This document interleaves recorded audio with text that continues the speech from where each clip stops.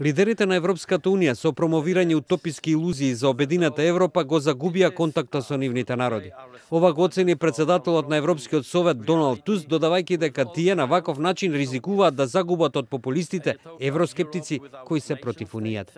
Туск, кој ќе преседава на состанокот на лидерите на Европската Унија во наредниот месец, и тоа откако Британија ќе гласа дали да напушти Унијата или не, ова го оцени во говорот во Луксембург пред колегите од конзервативните партии од земјите во Унијата, вклучувајќи и многу поддржувачи на Федерална Европа. Тоа ние денес сме одговорни да се соочиме со сите видови на утопии. Утопија за Европа без национални држави, утопија за Европа без протиставени интереси и амбиции, рече поранешниот полски премиер, додавајќи: не успеавме да забележиме дека обичните луѓе, граѓаните на Европа, не го делат нашиот евроентузијазам.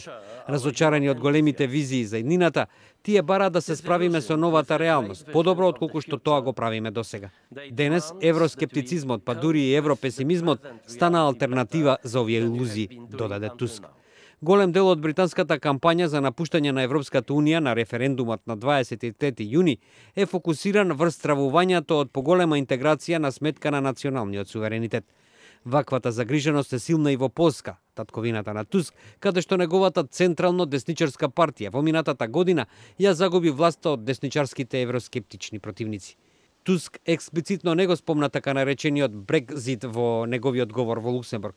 Сепак Туск, кој долго време ги брани правата на државите против централните сили во Брисел, смета дека евентуалното британско заменување ќе биде голем ризик за Европската Унија. Тој ги повика лидерите да променат тактиката на конфронтација со антиевропските сили, кои вклучуваат силни движења во Франција, Холандија и Унгарија. Духот на распаѓање ја прогонува Европа, рече тој, додавајќи: но визијата за федерација не ми се чини како најдобар одговор за тоа.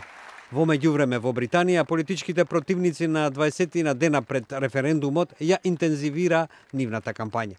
Во Лондон, конзервативниот премиер Дейвид Камерон и новоизбраниот градоначалник на Лондон, лабористот Садик Кан, ги издружија силите, агитирајќи за останување на земјата во Европскиот блок.